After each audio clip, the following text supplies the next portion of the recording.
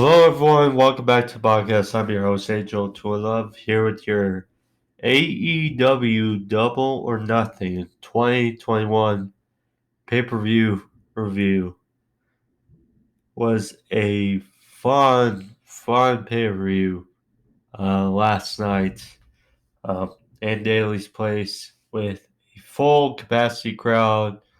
This is actually their second full capacity crowd in a while.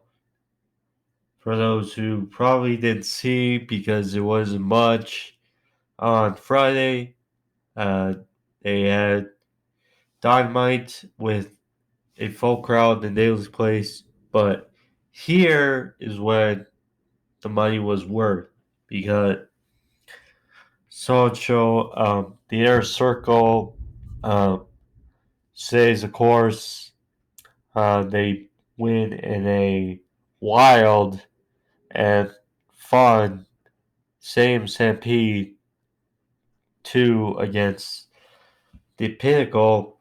We had the Young Bucks retained versus Moxley Kingston. I'll go over that. Fun match as well. Dr. Britt Baker, she got her moment against Shida.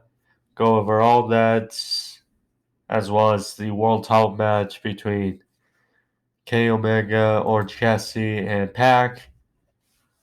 But again, thank you for joining me. If you're new to the podcast, like and subscribe. Click on that bell for all your notifications as far as reviews, news, as far as sports is concerned.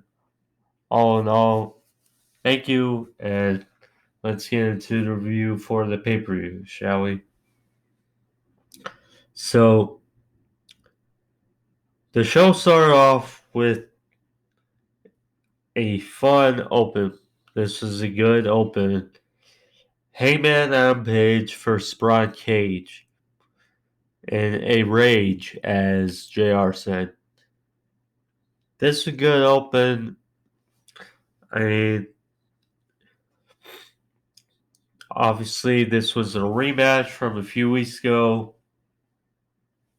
Hangman asked Cage to leave his brethren of Team Taz away and face him one-on-one. That was for the most part, but in the end, they basically decided the match by not in Ryan's favor. So, huge eruption for Hangman. Hangman went for a Suicida, then was caught on the outside by Cage, and then thrown into the ring post.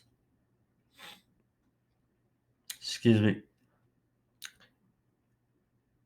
Cage went for, or actually he used him for some curls, and then tried for a fallaway slam, but was countered into a crucifix by Hangman for a near fall. Hangman hit a top rope moonsault to Cage on the outside. Then a good spot. Hangman went for a Hurricanrana off the top rope, but was almost countered into a powerbomb by Cage, and then the last second, Hangman countered the counter into a Hurricanrana off the top rope for a near fall. Nice spot there. 2 forearms by Hangman for 2. Cage followed back with a twisted neckbreaker. Then a brutal spot.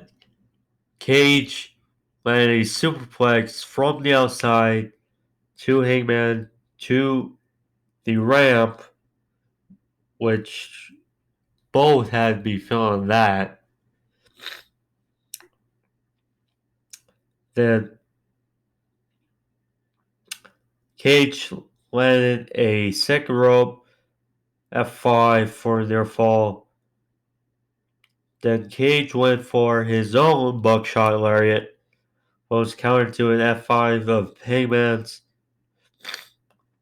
They spiral bomb by Cage for a near fall. And then Hook and Ricky Starks, as I said, they came out. Hook was distracting the referee. Ricky Starks, he threw the belt into the ring, told Cage to use it. Taz, who was on commentary, was disgruntled. But Cage threw the belt out of the ring, said no. So as he was distracted by Hook, Hangman landed a buckshot lariat of his own. 1, 2, 3. Hangman gets a solid victory back. And the slow build back to the top for Hangman, because he was no one contender before or prior to the first match with Cage, and now getting that slow build to the number one contendership again, and then Kenny Omega eventually. Solid win for Hangman. He cheers the fan who is at ringside, or kind of at ringside, did the ramp play. Solid win for Hangman. And Brian Cage and Team Taz are at odds again. And what is next for both, I don't know. I imagine that Cage is going to break away from Team Taz soon. Next, we had arguably the match of the night. We had the Young Bucks versus John Moxley and Kingston for tag team titles. Now, another thing that made Double or Nothing special is many who were on the card, this was their first time in front of a live crowd at AEW. Lance Archer, Eddie Kingston, many.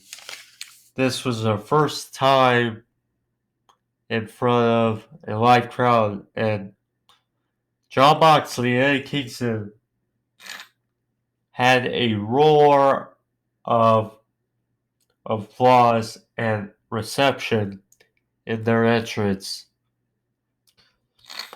And you can tell they were enjoying every bit of it. Being in front of a live crowd again. Excuse me. So they came out.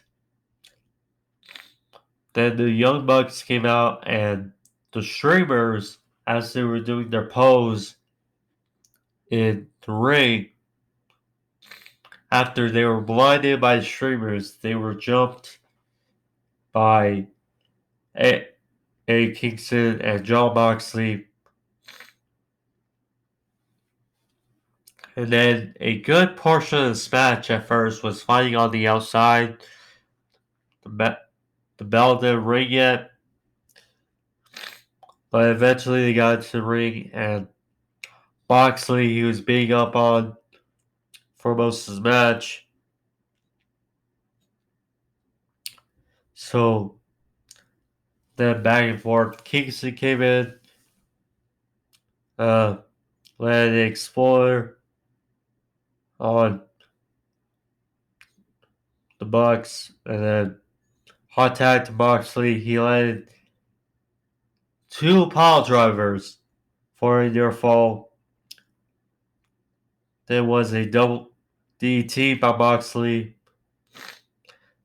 Then the cold spray was sprayed into Moxley's eyes.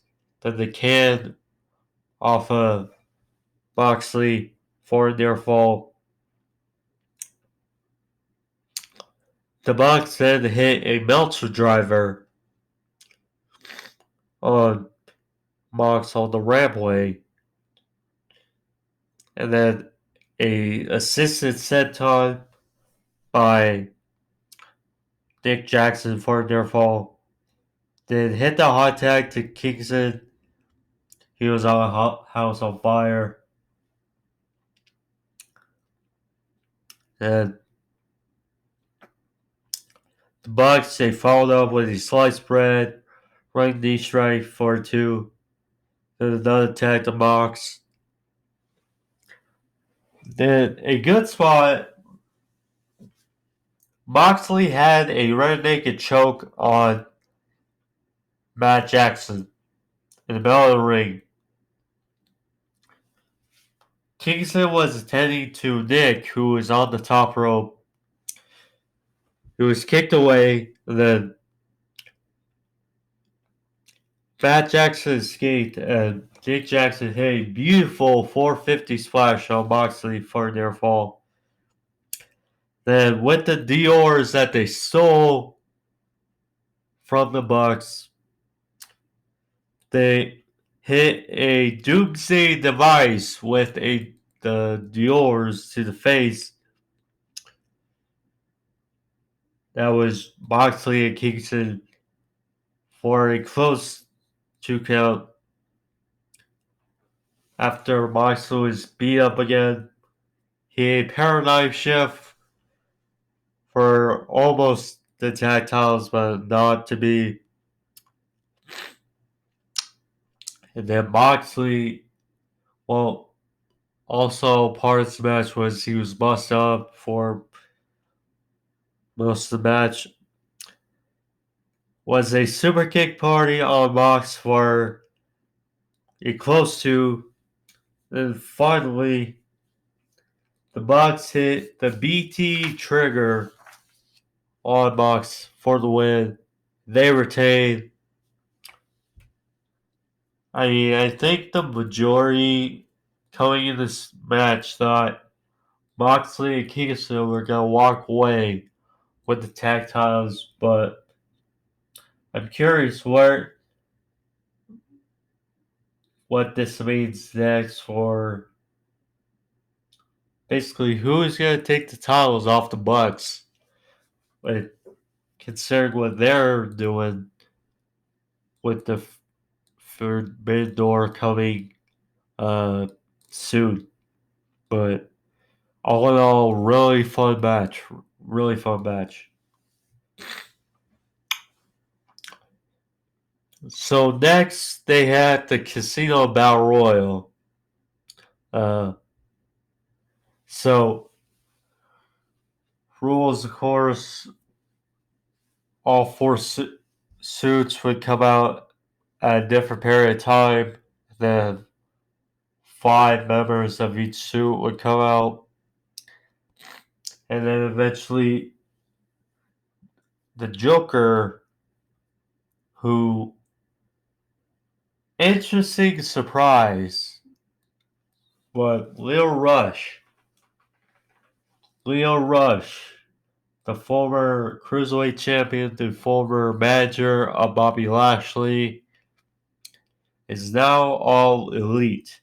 The first of surprises on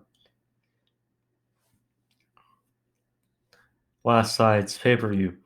So, first, Christian Cage, Matt Sydal, Powerhouse Hobbs, Dustin Rhodes, and Matt Caster. They came out.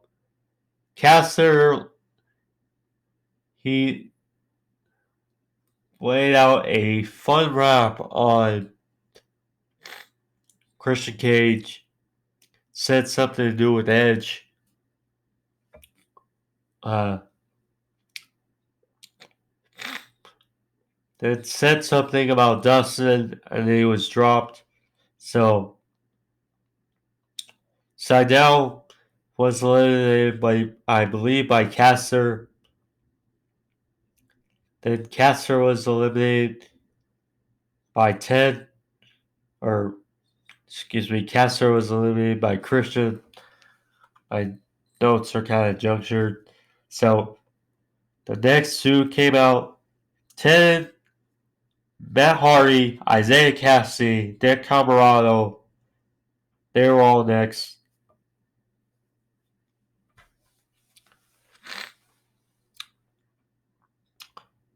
So 10, Camarado, and Dustin were all eliminated. Then the next two followed Colt Cabana, Anthony Bowens, the Varsity Blondes, and Pentagon. They were all next. So Garrison was eliminated. The next were the last two: Jungle Boy, Mark Quinn, Brian Pillman, or Pillman, he was gone, Lee Johnson, Evil Will, and Lee Johnson. Or, excuse me, I said his name twice. But yeah. So, Pillman was eliminated. So, and you have All Private Party now in there. So, the Varsity Blondes were out. Then Christian Cage, because I didn't see it, but Hobbs, they were fighting on the outside. Hobbs and Christian. Then Christian Cage eliminated Powerhouse Hobbs. Then the Joker, Leo Rush, came in for interesting. So the final six, you got Jungle Boy, Christian Cage, Matt Hardy, Private Party,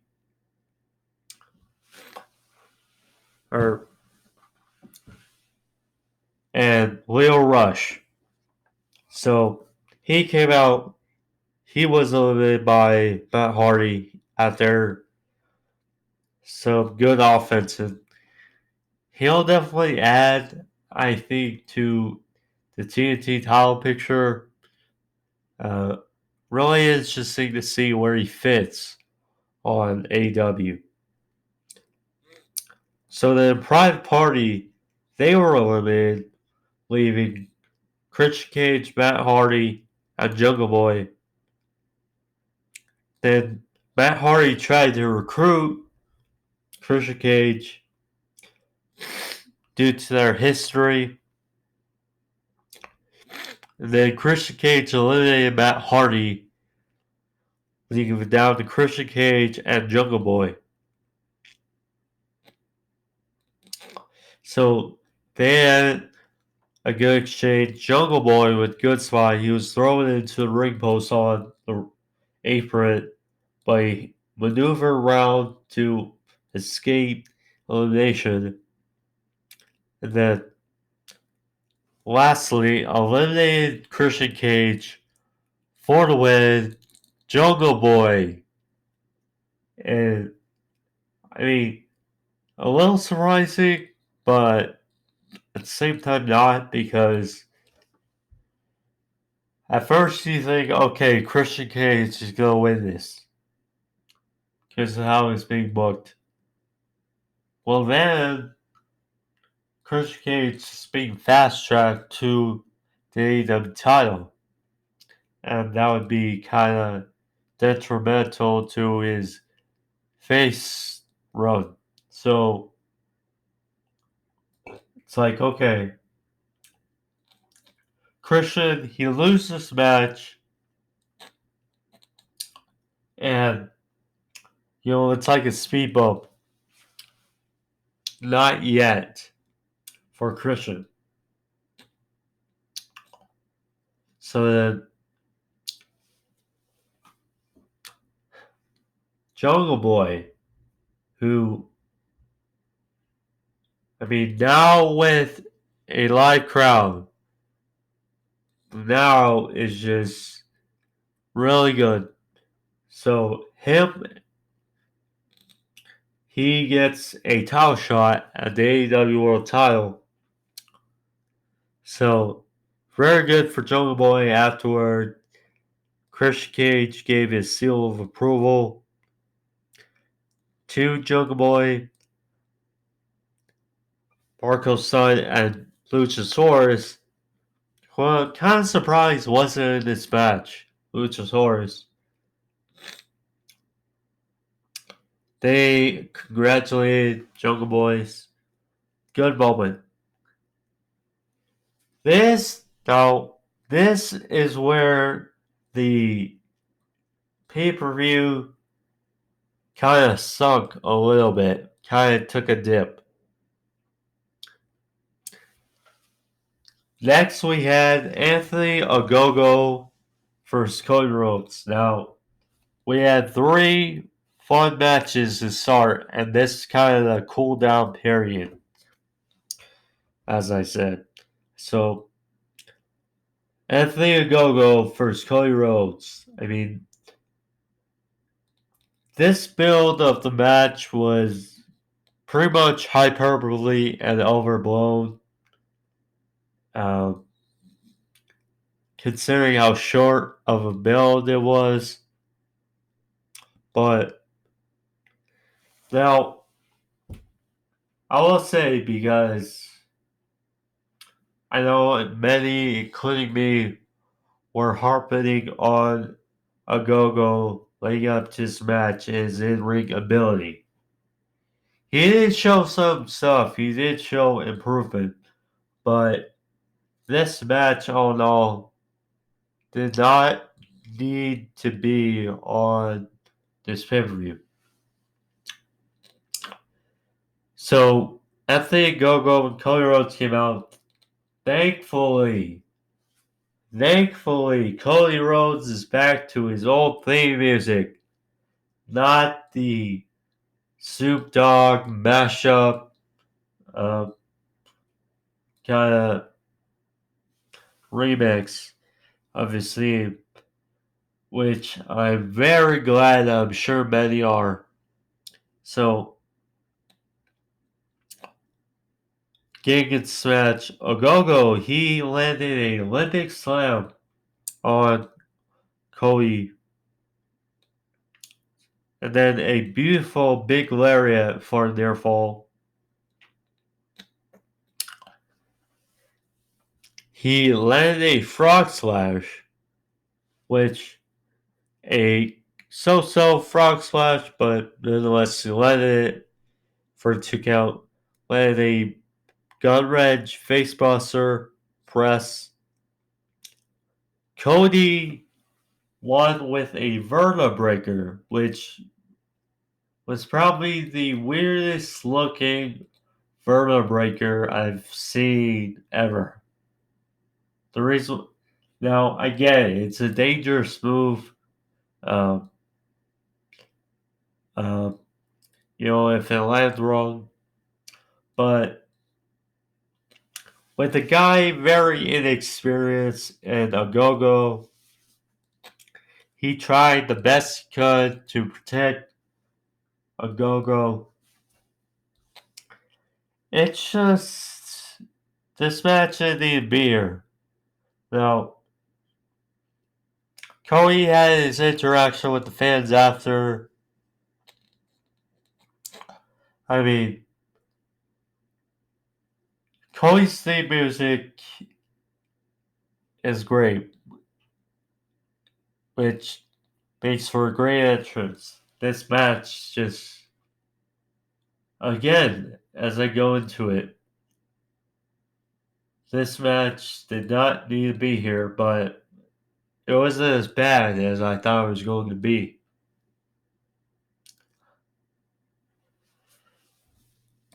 Then the next match happened. Miro versus Lance Archer for the TNT Championship. Now, from what I've seen and what I've read, the reviews on this match are very mixed, from what I can tell. And I mean, going in this match, it seemed like, well, AEW booked itself into a corner. Y'all can agree with how Miro and Lance Archer have been booked. So how are they gonna figure this out? Would be the question. And I had an expectation going into this match that it was going to be one of the better matches of the night. Now, it wasn't bad, but it wasn't as good as I thought it was going to be. So, Lance Archer, another AEW wrestler who, first time in front of a live crowd in AEW for Double or Nothing. Good moment. Lance Archer and Miro, who is so over. Miro, another guy who has not been in front of a live crowd. The receptions of both were fun to see and hear. So, now I see the highlights. So, it at first it seemed like a botch, but I can kind of see why. Archer, he dived on Miro on the outside during his entrance, but it looked like he missed him. So that was a weird way to start the match. Then Archer, he landed his top rope moonsault on Miro, his tightrope moonsault. Then they were fighting on the outside. He threw Miro through a table on the outside. Then they were fighting on the outside. Miro actually threw Archer into the crowd and then threw him back out to ringside. Archer, he landed a crossbody on Miro. Archer landed a helicopter on the for a near fall. Landed a chokeslam, then a dive or pounce, excuse me. Then after Jake the Snake Roberts tried to interfere, try to help Archer, Miro walked in the game over on Archer, and Archer passed out for the win. Miro retains. Now, as I said, they booked themselves in the corner, but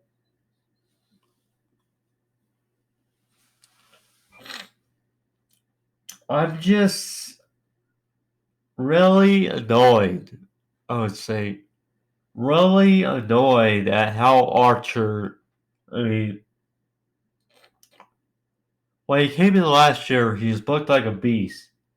And he lost to Cody for the TNT Championship.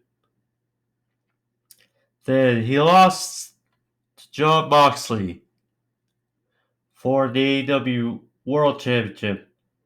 And then he starts being booked up back again. And then he loses to Miro when they booked themselves in the corner. This is Archer's first time in front of a live crowd, well, in a match, because his debut, they showed him, but this was his first match, excuse me. He was there with Jake when there was still live crowds, but this first time in a match in front of a live crowd on AEW, and once again, he comes up short, and it's just unfortunate. But at the same time, like I said, they booked themselves to the corner. Miro just won the title a couple weeks ago. So It's just unfortunate how Archer has been booked. So it always come up short. Then, so we go from that, from the cooldown period. This when it started to go up again. Hikaru Shida versus Dr. Britt Baker, DMD, for the AEW Women's Championship. Man, what a reception Britt Baker got when she came out. That was... She has come so far since the way she started in AEW. Now she's turned into a star for AEW. Hikaru Shida, I mean, she's been champion for over a year, but I think we all knew that Britt Baker was going to come out this as the new women's champion. This match was a quality match. Britt Baker, she got a swinging neck breaker for a near fall. Then an aerial crash, superplex by Shida. Then her Falcon Arrow for a near fall. Then in the end, Britt Baker won with her lockjaw. Shida tapped out. We have our new women's champion, and Britt Baker to me signifies how last year the AEW Women's Division was talked about as a joke, as their Achilles heel. Now, with Jade Cargill, with Chris Statlander, with Thunder Rosa, Serena Deeb, we are gearing for...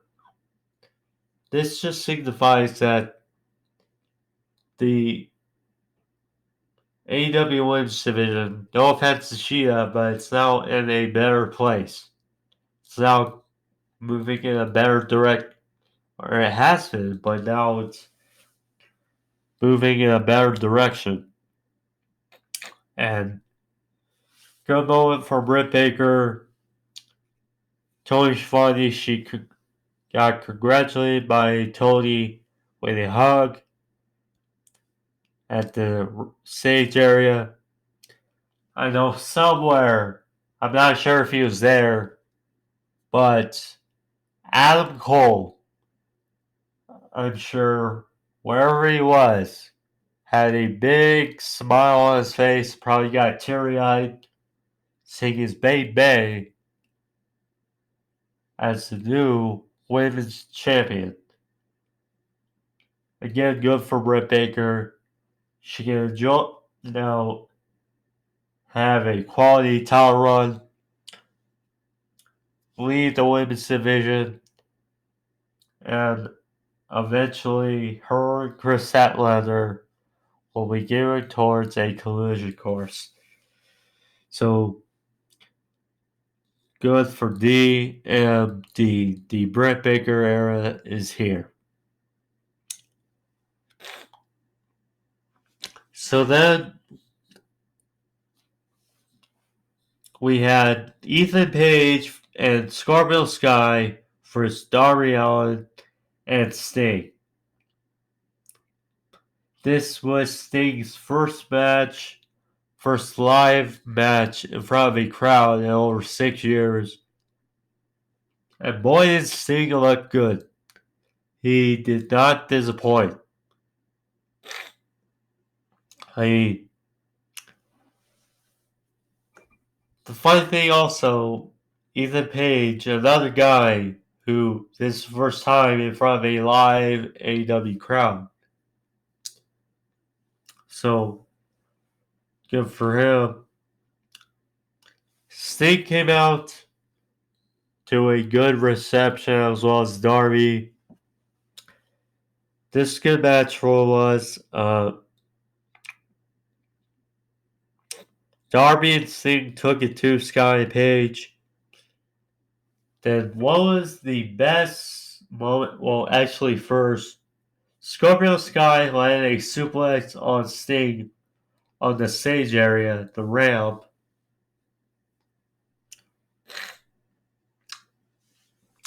So there were big poker chips at ringside. Sting threw Sky off the chips to ringside, and then Sting took a dive from these poker chips onto Sky and Page, and a great pop, a great reception from that moment.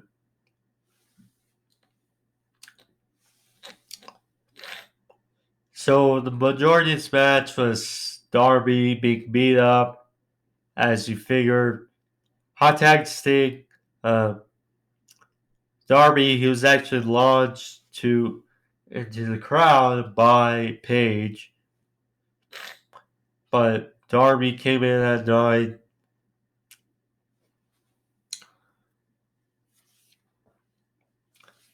Cena landed a powerbomb, and there was a hot tag Sting, and then he and Scorpio Sky, they were exchanging, and Scorpio Sky, he went for his slingshot cutter, but Sting countered, he held on, landed the Scorpion Death Drop for the win.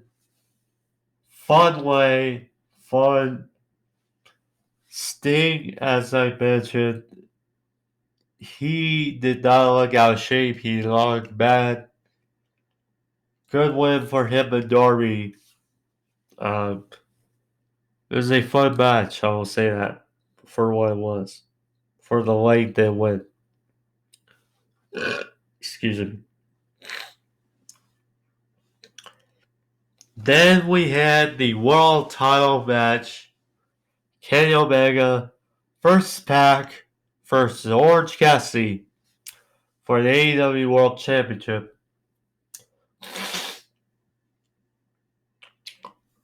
This was a solid match. Not much to say. Plus, considering I kind of had to watch this match on mute because the highlights of the match, I saw the audio was off, so I really try to dissect the match. So, nonetheless, it was a fun match, a good match. Orange, he led a tilt-a-whirl DT. Another thing is, it's good for fans being back because Orange Cat's gimmick definitely needs it. The fans. So, tilt-a-whirl DT by Orange. Pac landed a beautiful moonsault from the second rope to the outside on Orange Cat, or I think it was K Omega. And Omega, he landed the Rise of the Terminator splash to the outside on both Orange and Pac. A beautiful 450 by Pac broke up a pin of Orange Cassidy on Omega. The super kick to Orange by Pac. Release German. So, Omega and Orange Cassidy, they were fighting on the top rope.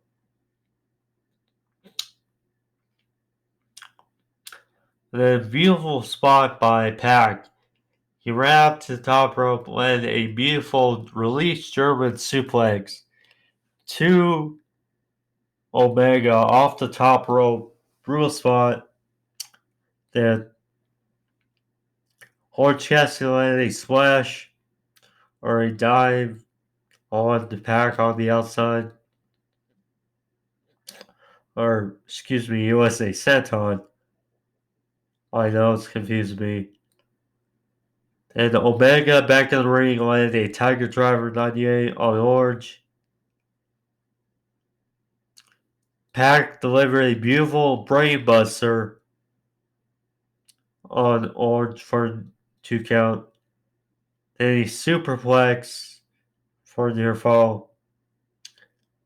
Then an Orange punch by Orange on Omega while the Brutalizer was locked in on Omega for their fall. Then Orange went for the. So Omega, he used all his belts, all his titles to attack Pac. Then Orange Cassidy landed a orange punch, and then Omega, he countered into the crucifix for the steel pin, and Omega retains after a hard-fought match by Orange Cassidy and Pac. Omega still walks out with all the gold, and with it, the Elite. Good match for all around, and keeps Orange and Pac strong, which I enjoy. So then we had one surprise with Leo Rush.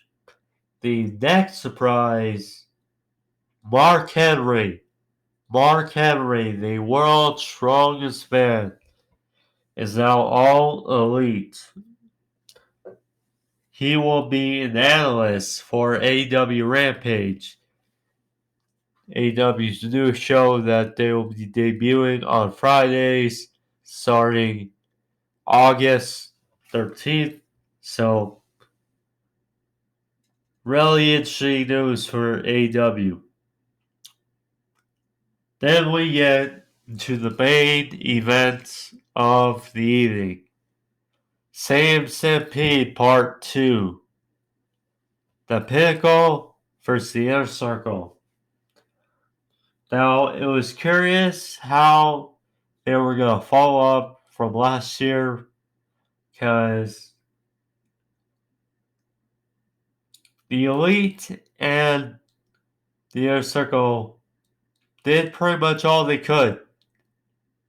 And with the Pinnacle being a more serious way for faction, how are they going to pull this off and make it more better? Plus, with live crowd and fans back, how are they going to do it? But they pulled it off well. It has theatrics. It was funny. It was creative. It was hard hitting. And it got the job done. In the end, the Inner Circle stays, and fighting for the Inner Circle, it came full circle for Sammy Guevara after last year. So, first off, the first MJF, he arrived in a limo. So, he arrived in a limo on the field, football field. The Inner Circle then came out, or they were dropped from the Raptors, or they came down from the Raptors of the football stadium with those satchels that Shawn Michaels came down from using his entrance at WrestleMania 12. So their circle, creative entrance, they came down. They went after MJF. He hid in the limo. It turns out that he was alone. That the rest of the Pinnacle, they came down with in a truck. It was either a truck or a golf cart, but nonetheless, they came down and the brawl started. The Inner Circle first, the Pinnacle. Uh, Sammy Guevara and Shawn Spears, they were in the ring on the 50-yard line. So Spears landed a Blue Thunder Bomb after a cutter by Sammy, landed a Blue Thunder Bomb by Spears. MJF then came out of the limo after all the chaos kind of ensued away, but Jericho was waiting MJF, and they started brawling near the back of the limo, and they brawled away. So then next thing you know, we cut to MJF and Chris Jericho. They were rolling in the stadium. It looked like they were in the lunch area for where the players have their meals, and there's a big TV set up.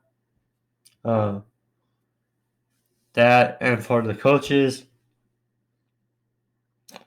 So they were brawling.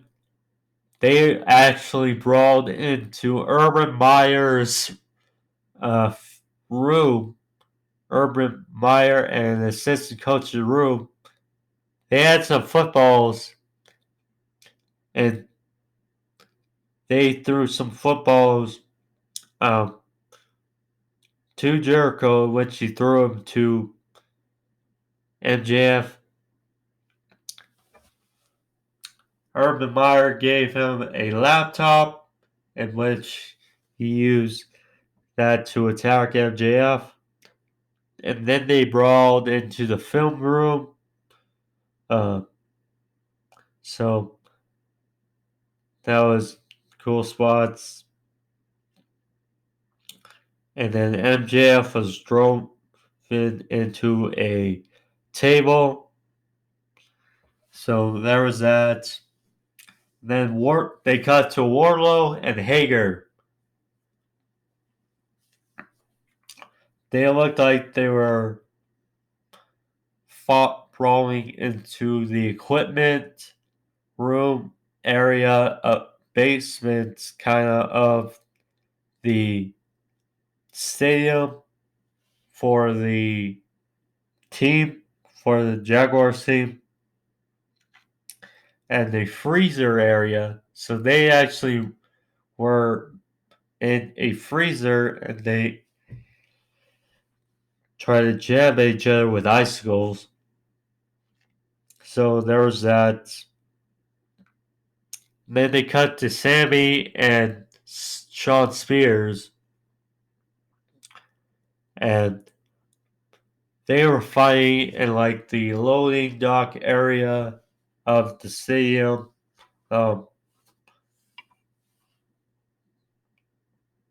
So with chairs, with a ladder set up, there was a forklift, a lot to follow. So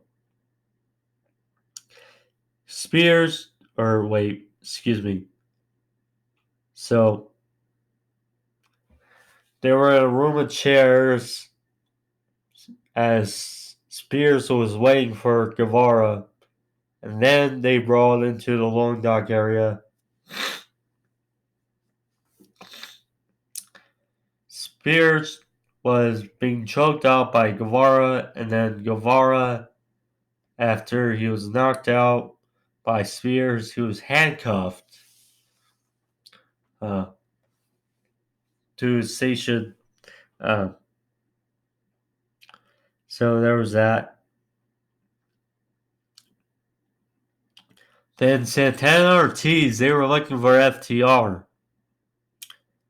And they were at a nightclub and a bar in the stadium.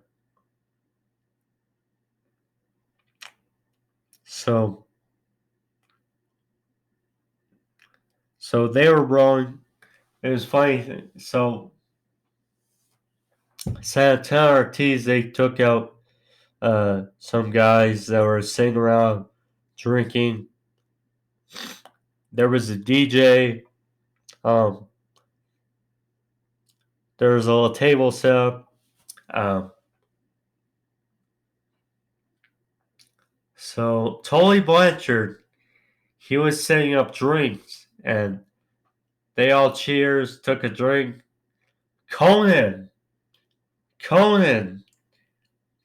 former of WCW and TNA, Conan, he was the DJ at this bar, nightclub area. So,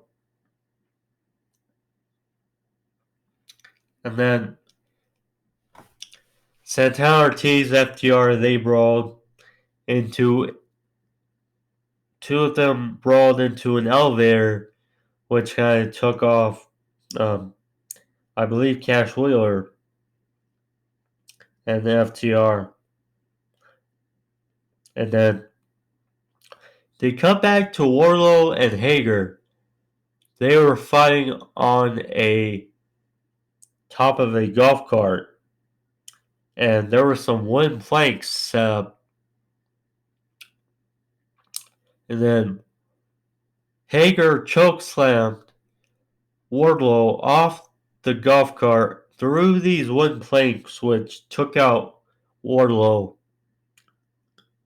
Excuse me. So MJF and Jericho, they were brawling near the meeting rooms of the Jaguars.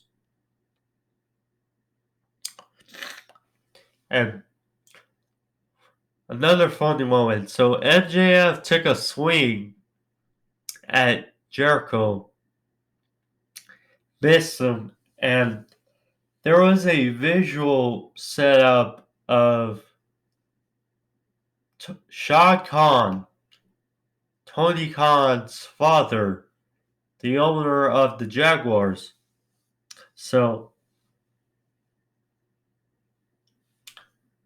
Jericho dusted that off and made sure it was good. So that was a nice little moment. So they brawled into one of Jack's meeting rooms, and MJF hit a pile driver onto Jericho on this table. Then Jericho got the advantage using Floyd, the bat, on MJF. So MJF, he was actually thrown into a window. And then, so my guess is they taped this part of the match, and then they finish off in Dana's place. So then next thing you know, so they're fighting in Dana's place, or they get back to there, and Sammy Guevara, he chases Shawn Spears with a golf cart. Again, last year we saw Sammy get run over with a golf cart by Matt Hardy. Then he was chased by the golf cart at the end of same Stampede the first time. So he runs over Shawn Spears with this golf cart. They're fighting in the ring. So then MJF and Jericho, they're fighting in the stands of Daniel's Place.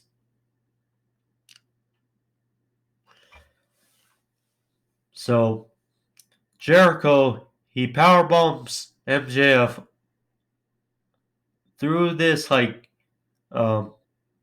box area. Might have been trash, but he power bombs MJF through this little complex area, and then so that pretty much takes out MJF. Then they cut away to Spears and Guevara. They're in the ring.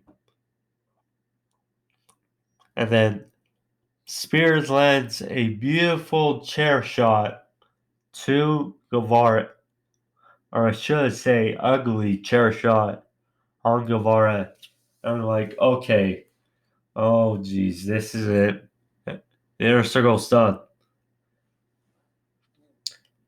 So then Guevara kicks out at 2, and Spears is shocked. He's stunned. He can't believe that Guevara actually kicked out of that. So then Guevara gets the advantage. And then the first night of when we saw the Pinnacle and they got that beatdown on the inner circle, Spears kicked Guevara's head into a chair that was propped up in a turnbuckle.